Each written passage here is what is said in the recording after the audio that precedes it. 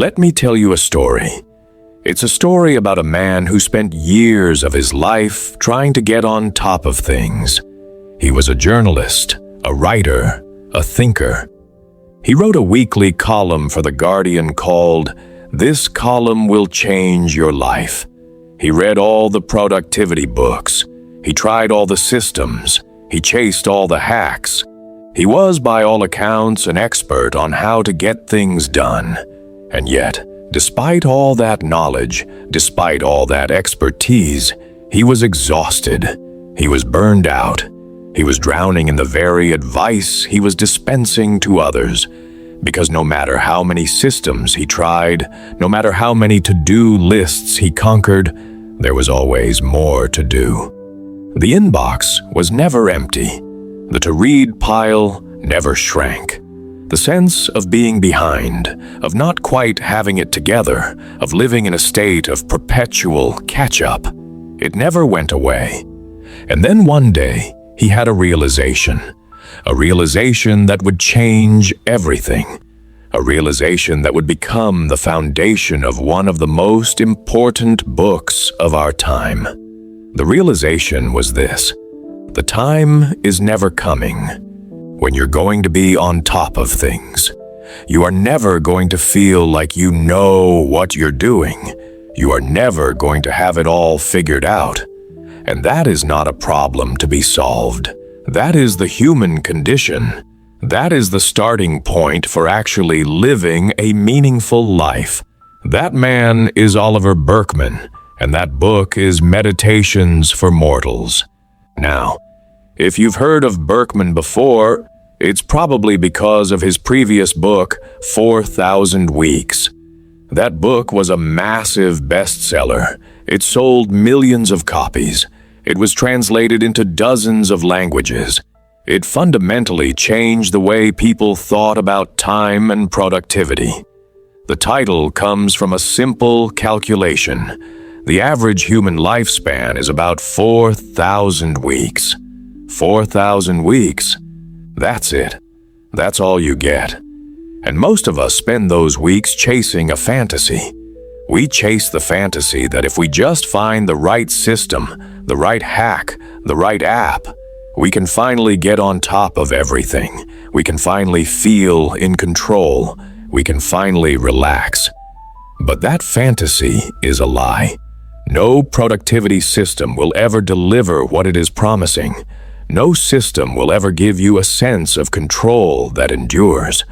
You cannot build levees strong enough to withstand life's chaos. And the sooner you accept that, the sooner you can stop chasing the impossible and start living the possible. That is the core message of Meditations for Mortals.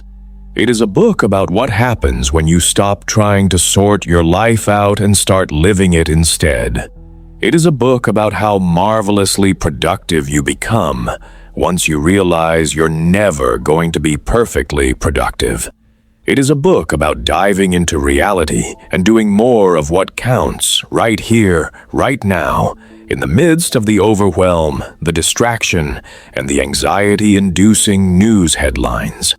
It is structured as a 4-week retreat of the mind, with 28 short, digestible chapters, each meant to be read as a daily meditation.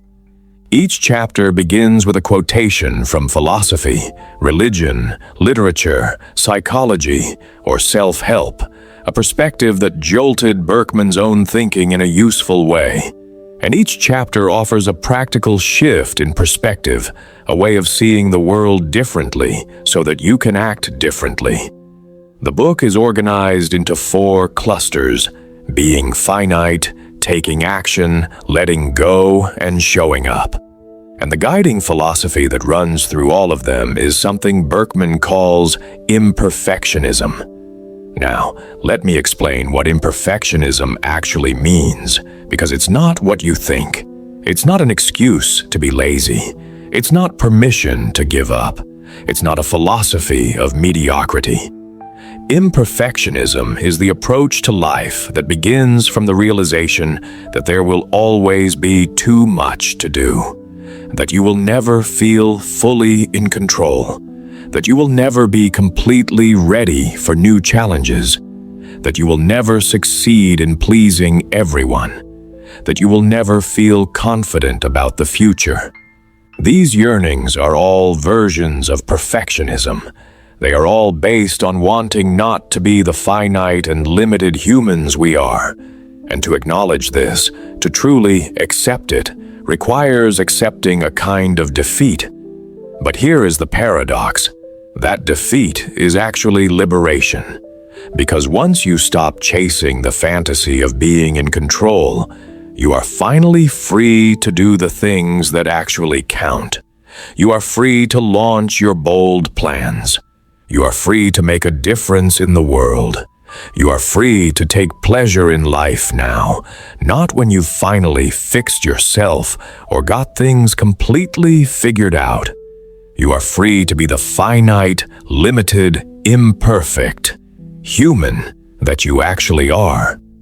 Let me give you some examples of what this looks like in practice. One of the chapters in the book is called Rules That Serve Life, on doing things dailyish. Burkeman introduces this idea of doing things dailyish, which is his playful way of saying that you don't have to be perfect. You don't have to do your habit every single day without fail. You just have to do it most days. You have to show up regularly, but you don't have to show up perfectly. Because the moment you miss one day and you tell yourself you've broken your streak, what happens? You give up entirely.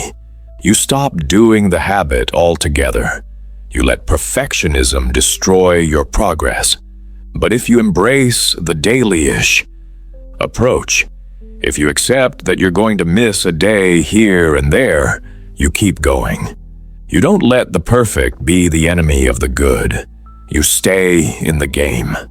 And over time, that consistency, imperfect though it may be, produces far better results than perfect consistency that you can't sustain. Another chapter is called Against Productivity Debt, on the power of a done list. This one hit me hard. Most of us are obsessed with to-do lists. We wake up in the morning, we write down everything we need to do, and we spend the entire day trying to cross things off. But here's the problem.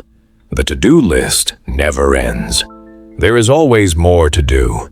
And so we go to bed every night feeling like we failed. We didn't get it all done. We're still behind. We're still in debt. Productivity debt. Burkeman suggests a radical alternative. Instead of a to-do list, keep a done list. At the end of the day, write down what you actually accomplished, not what you planned to accomplish, not what you should have accomplished, what you actually did. And then look at that list and recognize that you did something. You moved the needle. You showed up. You made progress. It may not have been everything you wanted to do. It may not have been perfect, but it was something. And that something is real, that something counts, and over time, that something adds up to everything. Another chapter is called Finish Things, on the magic of completion. Burkeman points out that we live in a culture that celebrates starting things.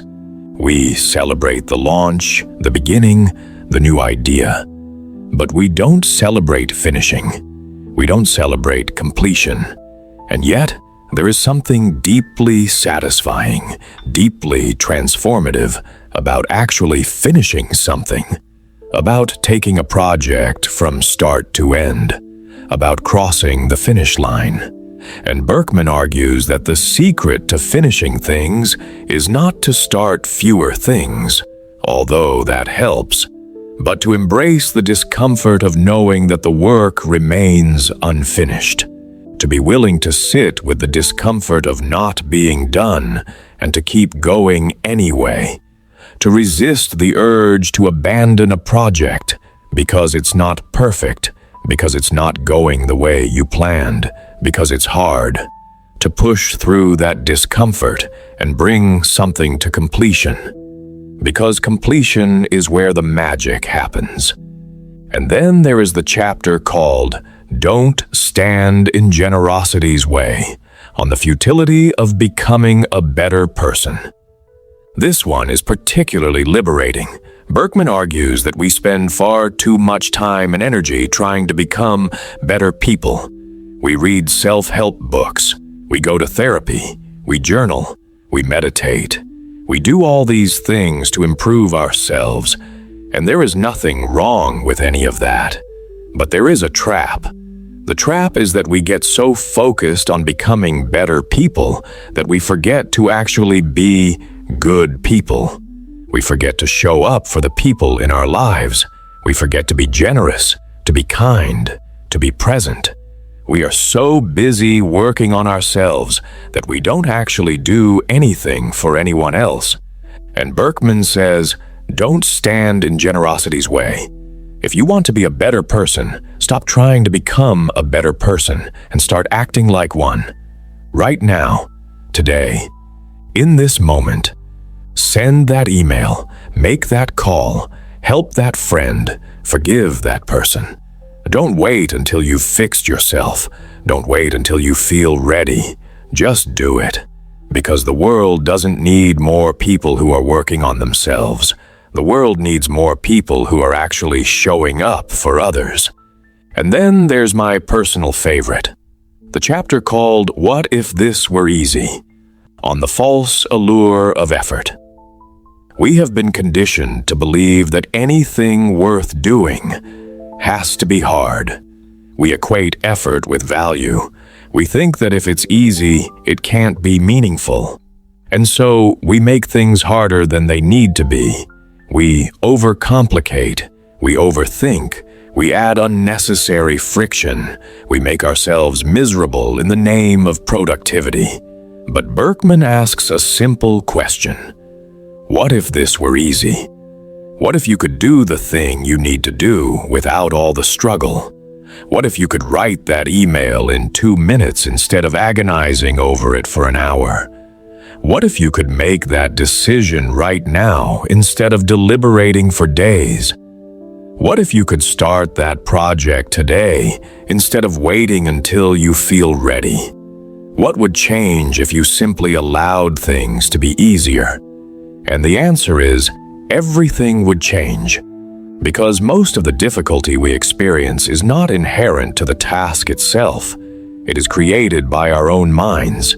It is created by our perfectionism, our fear, our resistance. And if we can just let go of that resistance, if we can just allow things to be easier, we can get so much more done with so much less suffering. Now, I want to share one more concept from this book, because I think it might be the most important one of all. It's from a chapter called Too Much Information, and it's about how we relate to the endless flood of content that surrounds us. We live in a world of infinite information. There are more books than you could ever read, more podcasts than you could ever listen to, more articles than you could ever finish. And most of us treat this abundance as a problem to be solved. We feel guilty about everything we haven't read. We feel anxious about everything we're missing. We feel like we're falling behind. But Burkeman offers a different perspective. He says, stop treating your to-read list like a bucket that must be emptied. Treat it like a river that flows past you. You get to pick a few choice items as they float by, and you let the rest go with the current. You don't have to read everything. You don't have to know everything. You don't have to consume everything. You just have to pick what matters to you and let the rest go. Because the goal is not to absorb all the information in the world. The goal is to live a meaningful life. And you cannot live a meaningful life if you are drowning in information. This is the wisdom of meditations for mortals. It is the wisdom that comes from embracing your limitations. It is the wisdom that comes from accepting that you are finite, You are mortal. You are imperfect. And that is not a weakness. That is your strength. Because once you accept your limitations, you can finally focus on what actually matters. You can stop wasting your energy on things you cannot control and start investing it in things you can. You can stop chasing the fantasy of being perfect and start embracing the reality of being human. You can stop trying to get on top of everything and start living in the swim of things as they are. Burkeman writes about this with such clarity and compassion because he has been where you are. He has felt the burnout. He has felt the overwhelm. He has felt the crushing weight of trying to do it all. And he has come out the other side with a message that is both comforting and challenging. Comforting because it tells you that you are not failing. You are just being human. Challenging because it asks you to let go of the fantasy that has been driving you for your entire life. It asks you to give up the quest for control. It asks you to embrace your imperfections. It asks you to live fully in the present, not in some idealized future that will never come. And the beautiful thing is that this book is designed to help you do exactly that. It is designed as a 4-week retreat of the mind. 28 short chapters, one for each day. You don't have to read it all at once.